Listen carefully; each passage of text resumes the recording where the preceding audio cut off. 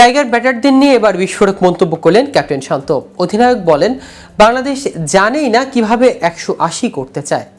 ভারতের বিপক্ষে গোয়ালিয়রে প্রথম টি-20তে 7 উইকেটে হেরেছে বাংলাদেশ। দলের এমন হারের পর বাংলাদেশের অধিনায়ক নাজমুল হোসেন শান্ত অকপটে স্বীকার করেছেন তাদের দুর্বলতার কথা। তিনি বলেছেন, তার দল টি-20 ম্যাচের ধারাবাহিকভাবে 180 এর বেশি স্কোর করতে জানেই না। কিন্তু কেন এমন মন্তব্য করল টাইগার অধিনায়কের? বাংলাদেশ দলের ভরাডুবি নিয়ে এছাড়া আর কি বললেন তিনি? এই নিয়ে বিস্তারিত থাকছে আজকের প্রতিবেদনের বাকি অংশে। কেটিভি ক্রিকেট চ্যানেল থেকে আপনাদের সাথে আছি আমি মাহমুদুর রহমান সিয়াম।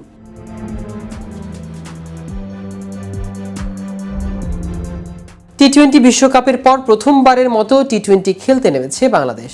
লক্ষ্য আগামী 26 বিশ্বকাপ সামনে রেখে এখন থেকে নিজেদের প্রস্তুত করা। পুরনো ক্রিকেট থেকে সরে এসে আধুনিক ক্রিকেট খেলা, সেই লক্ষ্যের শুরুটা হলো ভয়াবহ।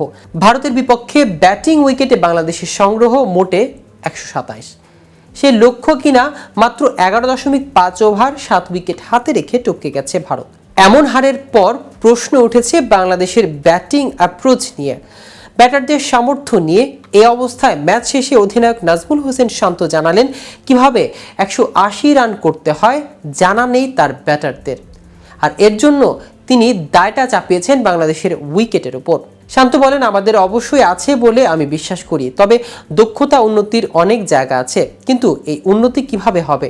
আমি যদি গত 10 বছর দেখি, আমরা এরকমই ব্যাটিং করে যাচ্ছি, মাঝে মধ্যে হয়তো ভালো ব্যাটিং করি। কিভাবে ব্যাটিংয়ে উন্নতি আনা যায় সেটা জানাতে গিয়ে নাজমুল বলেন, এটার জন্য আমরা ঘরের মাঠে যখন অনুশীলন করি তখন উইকেটের পরিবর্তন বা কিছু না কিছু এই পরিবর্তন আনতে হবে। আমরা যখন ঘরের মাঠে খেলি তখন 140-150 রানের উইকেট হয়।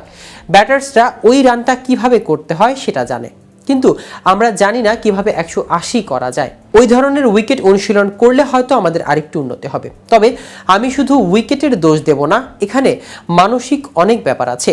আগামী 9 অক্টোবর সিরিজের দ্বিতীয় টি-20 ম্যাচ মাঠে নামবে বাংলাদেশ।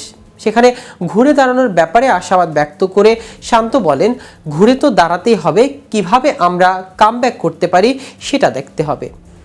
আমার মনে হয় আমাদের সবারই দায়িত্ব নিতে হবে। প্রসঙ্গত, ভারতের বিপক্ষে বাংলাদেশের প্রথম 6 ওভার করে মাত্র 29 রান। সর্বশেষ 7 টি-20 ইনিংসের পাওয়ার প্লের অনেকটাই এমন ছিল বাংলাদেশের। টপ অর্ডার ব্যাটারদের বেশিরভাগই আউট হয়েছেন আক্রমণাত্মক শট খেলতে গিয়ে। পরে বিধ্বংসী ব্যাটিংয়ে প্রদর্শনীতে ভারত ম্যাচটা জিতে নিয়েছিল 49 বল আর 7 উইকেট হাতে রেখে। তাতে দারুণ একটা রেকর্ড নাম উঠেছে ভারতের, যে কীর্তিতে তাদের পাশে আছে শুধু পাকিস্তান।